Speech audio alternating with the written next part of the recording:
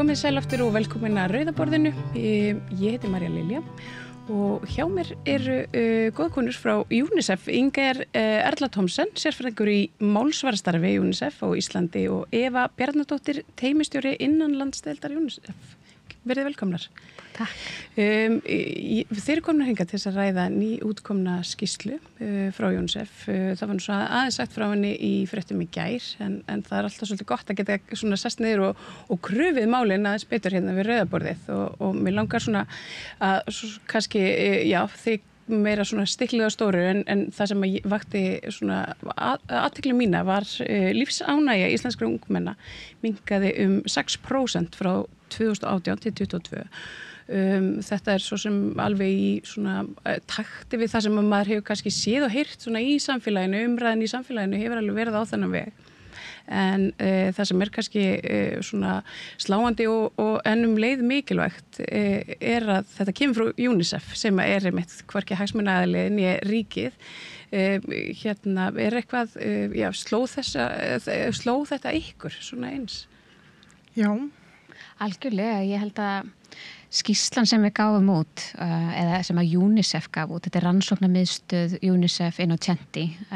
sem að gefur út svona reglulega svona skýrslur. Þetta er 19. skýrslan í svona skýrsluröð sem að fjalla sérstaklega tekjuháríki, þannig að efnameiri ríki heimsins. Og í þessari skýrslu er fjallað svona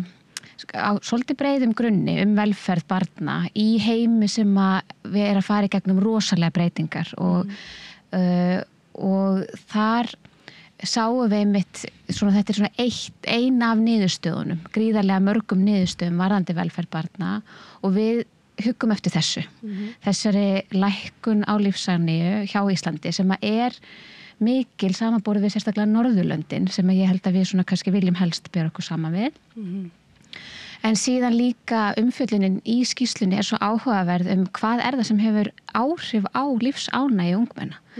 Hvaða atriði er þetta sem við eigum að vera að horfa til og þetta tengist svo skýrt umræðinu geðheilbrigðismálin sem að við höfum náttúrulega verið mjög hávær undanfarin ár varðandi geðheilbrigð ungmenna og barna. Hvað er það sem að við getum bara gert, þessi hversdagslegu hlutir, hvað getum við gert til þess að hjálpa ungu fólki til þess að líða betur? Og það var svolítið það sem okkur langaði að draga fram úr öllum þessum áhugaverðu niðurstöðum. Þá var þetta svolítið svona fókusinn sem við vildum setja. Við skoðum sem sagt, sáum þessa niðurstöðu varðandi lækkun á lífsánægju ungmenna á Íslandi og það er sérstaklega verið að taka fyrir 15 ára ungmenni. En það er sem sagt talað að þessu ákveðni þættir sem hafa mest áhrif á lífsánægju og þar á meðal efst er eiginlega einelti. Ef barn verður fyrir einelti þá er það líklegra til þess að hafa minni lífsánægju heldur en barn sem verður ekki fyrir einelti. Þetta er svona hluti sem við vitum alveg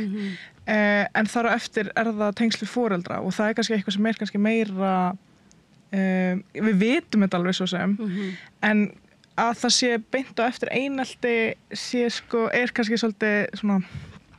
kemur á óvart að einhverju leyti. Eitthvað sem við kannski tölum minna Já, tölum minna að það er einmitt almennt tala meira eineltismál og sem er mjög mikilvægt og gott að ræða og eitthvað sem að þarf að vinna gegn en það kom líka í ljósi þessari skýrslu að það er 16,5% ungmenna sem að upplifa einelti á Íslandi líka. Þetta er mjög háar tölur og við erum tala einmitt. Já, og við erum mjög neðarlega hvað það varðar líka í þessum samanburði hjá ESB-löndunum og OECD. En varðandi einelti þá koma þessi tengsl við fjölskyldu líka inn. Þetta er líka samtengt allt saman. Að þar er einmitt einn af þáttunum sem að hjálpar eru góð tengsl við fjölskylduna. Jafnvel líka og sérstaklega þegar eitthvað bjátar á. Þannig að það var kannski atriði sem okkur langaði svona að draga fram. Tengsl við foreldra og fjölskyldu og það er heilmikið verið að gera á Íslandi varðandi þetta núna og okkur langaði svolítið að lyfta þeirri umræði þannig að við stóðum fyrir málþingi þar sem við kölluðum að borðinu þetta fólk sem er að vinna í þessum málum sem er að reyna að tala fyrir því að það verði sett meira fjármagn í að styðja við foreldra fólk sem er að búa til verkfæri fyrir foreldra, námskeið sem að verða aðgengileg foreldrum núna til að auka foreldrafærni. En síðan líka bara vekja okkur öll svona til umhugsunar þessa ábyrgð sem við höfum að sinna börnunum í lífinu okkar. og þar svo áhugaverð umræða einmitt til dæmis það sem við kannski tölum oftar skjátími barna. Akkurat. Það rosalega hávar umræða og ég held að allir sem með börn í grunnskólum þekkja þá umræðu mjög vel, tekið mjög reglulega en kannski tölum sjaldnar skjátíma foreldra. Og það var svo áhugavert að kom fram á málfundinum, þar var fulltrúi heimil og skóla en þau fara inn í grunnskólana með fræðslu netnotkun fyrir börn og tala svo líka við foreldrana. Og þau sögðu á málþinginu að þegar þau tala við börnin og fara inn í bekki þá alltaf einn eða tveir þegar þau eru spurða því hvaða reglur myndi þið vilja setja netnotkun alltaf einhver sem kemur til löguna ég myndi vilja að mamma og pappi myndi setja sér reglur notkun á símum og slíkt. Þegar þau upplifa líka þessi truflun að þau ná ekki athygli foreldra sinna eða þau fá ekki tækifæri til að tala við þau eins mikið af því að foreldrarnir eru uppteknir í símanum. Þannig að þetta opnar á svo margt svona sem við kannski leiðum ekkert, við vitum alveg en við erum ekkert alltaf að tala og erum kannski ekkert alltaf meðvituð Þetta líka áhugavert í því ljósi að svona venjulega þegar þetta samtal fer fram þá svona spjótum beint að skólakerfinu af þeirinu opinbera en kannski ekki alveg svona inn á við. Og ég held að svona, þetta sé eitthvað sem að flesti foreldrar geti tekið til sín. Hafið þið fengið svona einhver viðbröð við þessu frá bara hinu opinbera eða foreldrum eða? Nei, ekki ennþá. Við erum þannig séð bara svo nýlega búin að kynna kynntum þessa niðurstöðu bara í gær en hins vegar höfum við bara frá fólki í kringum hann fólk finnst þetta svolítið áhugavert og sláandi maður heyrir það. Við fundum það líka þegar við leitum til að því við stóðum að þessum málfundi með menntavísindasviði Háskóla Íslands og heimil og skóla sem eru landssamtök foreldra og þar tókuðu strax gríðarlega vel í þennan fókus sem við vorum að setja og vildu gjarnan lyfta þessum svona vinkli og skulum að segja á málið upp þessum foreldra vinkli hann getur kannski verið svolítið viðkvæmur af því að maður vill heldur ekki, við vitum alveg að foreldrar eru rosalega uppteknir og undir miklu álagi og við viljum ekki skapa skömm hjá foreldrum eða benda á foreldra sem neins konar sökudólga. Þetta raun og veru hugmyndin bara að við öll í samfélaginu verðum meðvitaðri hvernig við erum að eyða tímanum okkar og hvort að við séum að veita börnunum þessa samveru sem þau þurfa. Þetta einmitt, sko, að því einmitt og þú nefnir þetta sé kannski svona skömm og foreldrar hafi þetta lítinn tíma. Þetta hlýtur líka að vera svona ólíkt eftir stéttum. Ég meina nú eru hinnar lægri stéttir þær vinna mun lengri vinnudag oft alla dagvikunar þannig að þessi svona tengsl og kannski óánægja hlýtur að vera þá meiri og meðal barna sem eru þá nú þegar já þessi. Sko við ræddum það alveg í þaula og ég getum ekki staðfest af við ávarandi það en hins vegar ég held ég að sé ekki hægt að það erfitt að stimpla þetta á einhverjar ákveðnar stéttir þó að þetta sé vissulega mjög erfitt í lægri stéttum þar sem að fólk þarf að vinna marga vinnur og hefur ekki tíma til þess að sinna börnunum eins og þau vilja en það heldur ekki hægt að að alhæfum það að sé bara þar af því að það líka oft fólk sem hátekju fólk sem að bara er að eldast við framan mikið erlendis sinnir börnunum sínum sjaldan, það hafa líka komið upp mál varðandi svoleiðis, þannig að það ég ekki vissum að segja, en þannig að þetta meira persónubundið þá kannski heldur en að útivinnandi foreldrar af lægri stéttum þau séu ekkert endilega, eða þau allavega ráðstafi tíma sínum með börnunum þá ekkert eitthvað svona síður. Ég held að það var svo góð punktur sem kom frá henni Önnu Magneu Hreinsdóttur sem sinnir og hefur verið búið til svona foreldrafærni námskeið og hún kom með svo rosalega góðan punkt og hún var að segja að þetta oft kannski meira spurningum bara forgangsröðun að því að jafnvel þótt að þú vinnir mjög mikið þá ekki þar með sagt að þú sinnir börnunum þínum lítið eða illa þú getur líka, eða jafnvel þótt þú eigir lítinn pening að þú sinnir börnunum þínum eitthvað verra en aðrir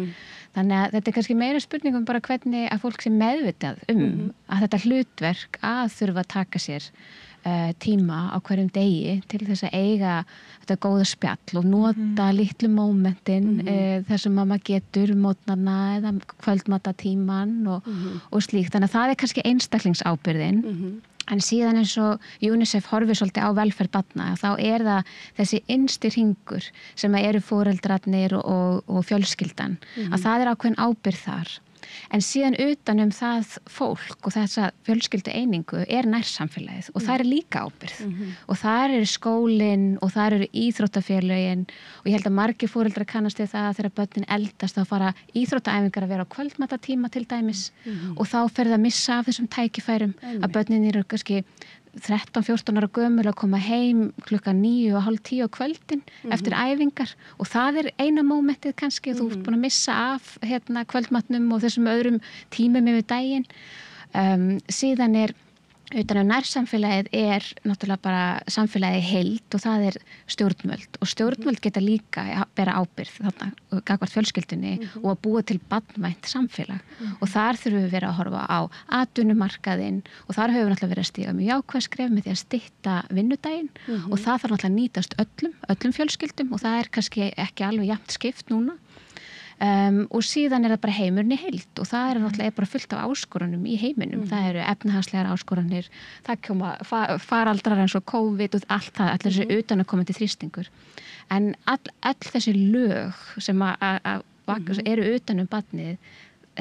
bera ábyrgð og það er ekki eingöngu hægt að horfa þá á bara foreldrið eitt það þarf líka að horfa í hvað umhverfi eins og segir, býr þetta foreldri og við hvað aðstæður býr þetta foreldri og erum við raunverulega með samfélag sem að styður við samveru fjölskyldunar og þetta þarf líka að vera bara hluti af ryþmanum í samfélaginu og það var líka og Ragnhildur Þóra Guðjónsson lektor við háskólanum tók þátt í málþinginu og hún var að tala hraðan í samfélaginu að við bara gerum svo mikið og það er svo mikið að gera hjá okkur öllum að því við ætlum okkur að gera allt og við erum í vinnu og námi og með fullt áhugamálum og fjölskyldu sem við þurfum að hugsa kannski veika foreldra eða slíkt og svo eru líka með börnin okkar. Þannig að það er svo margt, það er svo mörg að huga til þess að samfélagið verði barnvænna og við höfum raunverulegan tíma til þess að sinna börnunum. Og að því að þið nefnduð einmitt Norðurlöndin bara í samanburði, eru þá Norðurlöndin bara og svona eins og yfirvöld og þetta nær samfélagi, eru samfélagi einfaldlega barnvænni þar? Sko samkvæmt skýrslunni þá er Ísland neðst Norðurlandana. Það eru svo 3 þættir sem eru teknir fyrir innan þess að kvarða þar sem að velferð er mæld hjá börnum í efnameiri ríkjum í þessari skýrslu og það er geðheilsa, færni og líkamleg heilsa. Og Ísland stendur sér mjög vel í líkamlega heilsu sem að kom mér smá óvart með að við oft umræðina en við erum varandi ofþyngd og svoleiðis. Við erum í 7. sæti þar, en varandi geðheilsu þá erum við í 27. sæti og neðst allra Norðurlandana, en hins vegar er Noregur ekki með inn í þeim tölum, af því að það vantaði upp á lífsánægju tölunar frá þeim. Og svo erum við í 28. sæti hvað færni varðar. En það hefur verið svolítið rætt í kringum PISA og lestragetu og svoleiðis.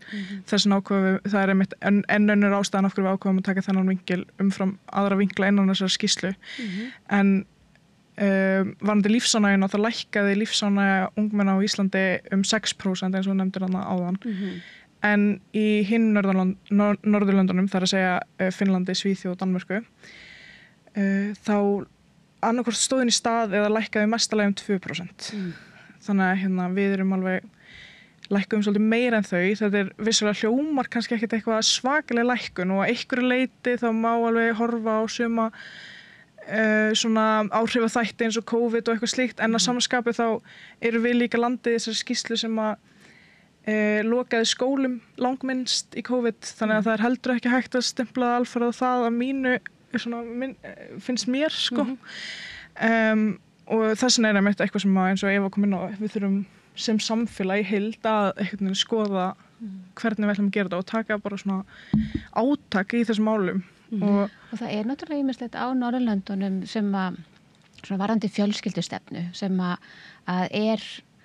kannski er hans framar Íslandi, þú veist, hvernig það verið að huga að fjölskyldunni. Það til dæmis ekki maður fæðingarorlofin, hvernig þau eru töluvert lengri, það hægt að dreifa þeim yfir miklu lengri tíma, þannig að fólk að nýta þau, geta nýtt þau alveg í einhver ár eftir að barnið fæðist. Já, þau eru líka mæld í dögum til dæmis í Svíþjóð, ekki mánuðum. Já, þannig að það eru svona litli hlutir sem og kannski minni pressa á svona efnisleg gæði og svona, það svona ýmislegt sem að halda styðji mögulega betur við fjölskylduna á Norðurlöndunum heldur en hér, en ég held að við séum ekkert í einhverjum stórkostlega slæmum málum, við erum alveg réttri leið, en ég held að það sé svona ýmislegt sem við getum gert betur. Já, algjörlega, þú veist, það bara, nú get ég verið með persónulega reynslu, ég var hérna ólétt út í Svíþjóð á tímabili og þar stóð mér til boða að taka gjaldfrjálst hérna fæðingarnámskeið og foreldranámskeið sem skylda fyrir hérna nýbaka foreldra í hérna Svíþjóð og gjaldfrjálst á meðan hérna á Íslandi kostar 40.000 og á þeim tíma þá hafði ég ekki tök á því að borga þessi 40.000 en þetta í Svíþjóð litið á sem bara grundullur af því að vera gott foreldri og að þú vitir hvað þú ert að gera og í hvað þú ert að fara og þar til dæmis talað bara tíma með barninu þínu og að því að eins og var komið inn á í málþinginu okkur í gær þá þetta hlutur sem skiptir máli alveg frá fæðingu. Það að segja að þú sért staðar með barninu þínu og þetta alveg eitthvað hluti sem ég þarf sjálf líka að taka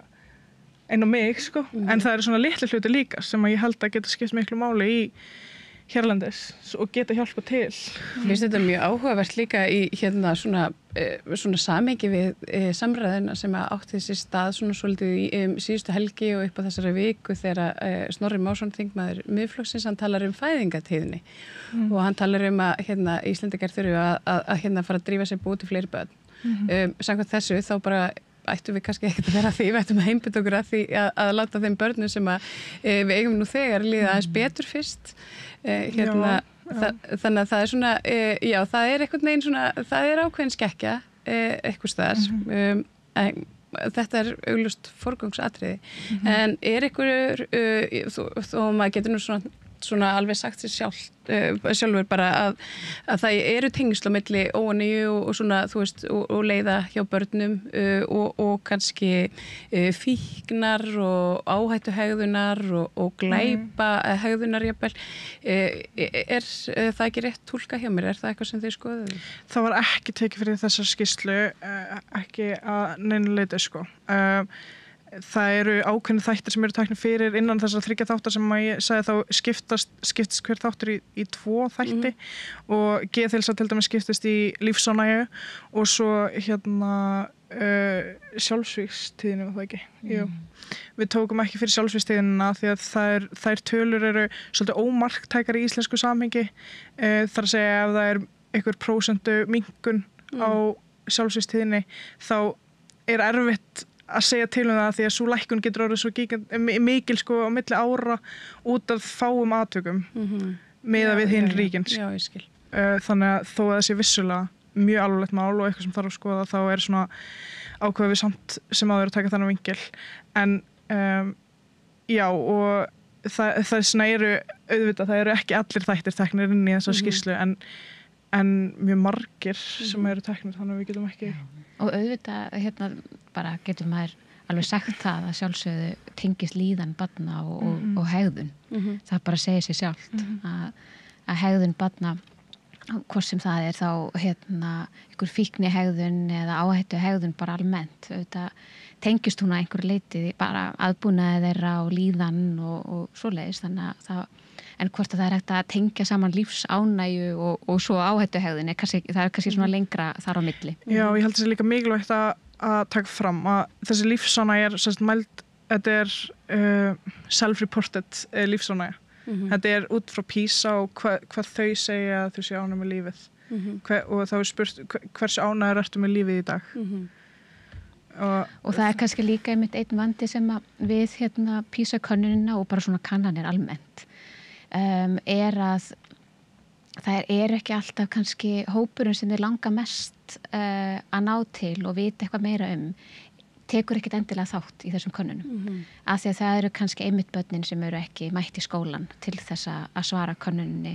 eða af einhver ástæði taka ekki þátt í könnun. Þannig að ég held að þótt að PISA-könnunin hafi sko náðu til eiginlega allra barna, þú veist, að þá hún nær bara eins vel og hægt sko, að þá einmitt alltaf ástæði til að skoða betur þessa viðkvæma hópa. Af því að það eru hóparnir sem að við fáum minnstar upplýsingar því miður. Já, þá þarf einmitt sérstaklega bara að sækja upplýsingar þangað. En hvað getum við gert svona, við getum þetta svona aðeins að vera meðvitaður okkar eigin tíma, en hvað svona nærsamfélagið, hvað sjáum við fyrir ykkur og hver lausnin, hvernig getum við bara einhvern veginn gripið þarna inn í og snúið þessu við fyrir næstu könnun? Bara Já, þetta góð spurning. Ákallið okkar til stjórnvalda núna í tengslum við útgáfu þessari skýrslu var að styðja betur við foreldra og foreldrafærni og það var svona almennt ákall bara að við að stjórnvöld séu meðvitaðir þennan þátt í lífi barna og séu að bjóða fram stuðning og skoða hvað sé hægt að gera. Ég held sem samfélag þá þetta bara smá svona meðvitund og viðhorfsbreyting að horfa á það sem okkar hlutverk að styðja við geðheilbrigði og líðan barna. Að það sé raunverulega eitthvað sem að við eigum eitthvað þátt í og getum haft áhrif á heldur bara rosalega mikilvægt og svona kannski má ekki gleymast í öllu hinu sem við erum að gera. Já, þetta svo fyrirbyggjandi aðgerðir. Þú veist, við þurfum að gera hluti til þess að styðja við foreldra svo að við þurfum ekki að veita börnunum í framtíðinni hjálp við geðrænum vandamálum eða til dæmis kvíða eða þunglyndi eða fleiri slíku. Þó það sé vissulega ekki, það ekki beintenging á milli endilega alltaf, en þetta stuðlar að því og eflir velferð barnanna að eyða tíma með þeim, að vera með þeim og tryggja þar alveg betri framtíð og það einmitt það sem að skýrslan svona leggur áherslu á einmitt velferð barna í óútreiknanlegum heimi og bara hvernig ætlum við að tryggja hana. Þetta mjög erfiður heimur sem við búum í, hann bara síbreytilegur og margt nýtt að gerast og það ekki hægt að sko bara meðtaka það einu sinni að fullu bara sem einstaklingur einhvern veginn. Jú, þetta mikið flæði af alls konar upplýsingum og það einmitt það sem ég hef nú predikað oft fyrir hér við Rauðaborðið mikilvægi þess að við kennum börnum mjög snemma að greina réttar upplýsingar og láta ekki hræða sig með falsfréttum og öðru slíku og fullorðnir hefðu rosalega gott af því að fara í svoleið skóla líka en ég var bara að taka mér svona hlutverk þeirra sem að myndi segja þetta fjölmenningu að kenna. Þetta hefur eitthvað með fjölmenningu að gera að börnum líði svona illa í skólanum. Hvað myndið þið segja? Hvað myndið þið segja við því? Já, ég sé ekki alveg tenginguna þar. Ég held að því að samfélagið svona hefur breyst á undanförnum árum. Já. Nei, þetta bara beintenging við okkur sem foreldra. Eins og þessar niðurstöður koma bara beint frá. Já, þannig eru börnir en eru bara að svara því hvernig samskiptum þau eiga við foreldra sína og fjölskyldu. Þannig að ég held að það sé erfitt að tengja það fjölmenningu. En það eru þetta, ég meina, ýmislegt sem að alls konar sem að börn þurfa að glíma við og það einmitt og allt þetta sem að flókna í samfélaginu okkar og í heiminum öllum og það einmitt koma þessi samtöl og samvera svo sterkt inn eins og varst að nefna áðan, ég meina hvernig eiga börn að skilja hvað upplýsingu óreiðuna sem í gangi og það ekkert gert nema að þau séu góðum tengslum við fjölskylduna sína og það sé einhver í fjölskylduna sem sest niður með þeim til að ræða hvað í gangi í TikTok núna, hvað þetta að horfa á, þú veist, og má ég sjá og sína þessu áhuga og það var ungu maður, hann Brynjar Bragi sem tók þátt í málþinginu okkar, hann 18 ára og hann benti mitt á að hann tók örugglega þátt í þessari PISA-könnun sem við vorum að vísa í, hann var 15 ára akkurat þá og hann var svo frábæra ábendingar þetta, þú veist, að það skiptir svo miklu máli að sína þeirra menningu áhuga og við sendum út líka könnun til ungmenna það sem við vorum bara að leitast eftir svona bara svörum bara hvað finnst þér þetta, hvernig samskiptum þú í við foreldra þína og viltu lýsa því fyrir okkur og það einmitt í þeirri könnun kom líka fram að að foreldrar og fullorðið fólk má bara sýna menningu ungs fólks aðeins meiri virðingu og vera áhugasum það og það er alveg ótrúlega margt sem við getum hjálpað þeim með ef að við setjumst niður með þeim sem jafningjar og segjum, ok, viltu sýna mér þennan tölvuleik sem þú ert að spila, veist, hvað er að gerast núna í þessum vinahópi sem þú ert í og vera ekkert alltaf kannski að dæma það eða að vera að reyna að draga eitthvað svona leksju úr öllu sem gerist. Heldur líka kannski bara vera til staðar og hlusta og hafa áhuga. Og það er þannig sem að við komum staði hvað er í gangi í lífinu þeirra eða hvort það sé eitthvað hættulegt í gangi í lífinu þeirra. Þannig að þetta er einmitt eins og Inger sagði áðan, þetta er fyrirbyggjandi og þetta er leið líka til þess að hjálpa þeim að svona leiðsegja þeim í gegnum þennan flókna heim sem við erum lifið. Já, algjörlega og líka bara eins og þarna með því að eiga þessi samtöl og bara vera á þessum jafningagrundvelli, heyra hvað þau hafa að segja án þess að dæma þau eða þá getur líka leiðrétt á auðveldri hátt kannski. Ef það er einhver svona gagnrýnin hugsun sem hefur skort í einhverju eins og þú nefnir frá einhverju efni sem að börn hafa séð og þá getur þau jafnvel betur leiðrétt og þau treysta þér og þau alveg, ok, já, eða skilur ég held að sé margt svona sem að bara skipta máli þessi mann finnst vera litlu hlutir og það er auðvelt að segja þetta en þetta er eitthvað sem maður þarf mjög meðvita og markvisst að reyna að vinna að og einmitt ef að fólk er svona búið að koma einhverju svona ákveðinu rútínu í vana sem að er ekki einmitt þetta að setjast niður og ræða saman málin þó það sé ekki nema bara rétt við koddan sko, að fara yfir daginn eða hvernig sem það er þá er kannski svolítið erfitt að taka fyrsta skrefið en ofboðslega mikilvægt og einmitt þetta gera líka bara í gegnum leik það er bara þetta, þú veist, spila eða horfa á bíómynd eða eitthvað það er oft það sem að, þú veist, opnar á þá ertu búin að svona opna hurðina og þá er í boði að koma og segja veist, frá því sem að þarf aðstoð með Já, einmitt og það er einmitt ekki þessu svolítið skýrt í skýrslunni finnst mér að leið og börn geta tala við þig á eðlilegum grundvelli þá eiga þau auðveldra með að leita til þín þegar eitthvað bjátar á og með vandamál sín og við einmitt sendum út smá svona óformlega könnun og á 16-18 ára ungmenni að því við vildum aðeins fá að heyra svona þeirra hlið á málunum og þau einmitt voru nefndu það svolítið að þau eiga bara svolítið erfitt með að nálgast foreldra sína finnst þau vera að trufla þau eða einmitt eins og yfirvenda og allt vera leksía það er eitthvað hrættum að vera skömmuð já eða þú lærir þá bara af þessu skilur í stæðan fyrir bara þú veist eða ekki það að ég sé sérfræðingur í barnauppeldi en eða hvernig að tala við þau per se að það bara snýst mest mál að hlusta á þau og það er bara það sem þau eru ósk eftir að fá að segja sína skoðun og það er líka hlutur sem að barnasáttmálinn leggur gríðarlega mikil áherslu á En það eru einmitt jákvæða hliðin svona í skýrslunni. Það var talað um barnasáttmálann og það séu núna fleiri sveitarfélög búin að innleiða hann heldur en áður. Já, algjörlega. Við vinnum náttúrulega UNICEF, við vinnum með sveitarfélögum og við vinnum með skólum og þar erum við að vinna rosa mikið bara með fullorðna fólkinu að því að svona vekja þau til meðvitundar hvernig þau geta hlustað á börn betur, hvernig þau geta fengið þau meira inn í vinnuna sem að þau eru að vinna með þeim og þar fram eftir göttunum. Þannig að það allt saman áalveg jafnvel við foreldra að þegar við höfum, þetta er barnasáttmálinn ramma svolítið vel inn að við eigum að vera að hlusta á börn og við eigum að vera að taka mark á það sem þau segja en við höfum líka svo skýrt hlutverk sem svona leiðbeinendur við eigum að vera að leiðsegja þeim í gegnum lífið ekki stjórna öllu sem þau gera það fann alltaf fyrir algjörlega bara eftir því hversu gömul þau eru, hversu mikla leiðsögn þau þurfa en þetta er algjörlega fellir þar undir að við eigum að vera að tengjast þeim á þeirra eigin forsendum en á sama tíma höfum við þetta leiðsagnar hlutverk og að styðja við þau og hjálpa þeim að svona finna sína leið. Já, ég myndi við bara svona til þess að taka þennan bolta varandi leiðsögnuna þá er mikið verið að spyrja hver er lausnin og eitthvað svona og það er mitt bæði að hafa náttúrulega börn með í bara svona daglegum athöfnum en líka mitt eins og ef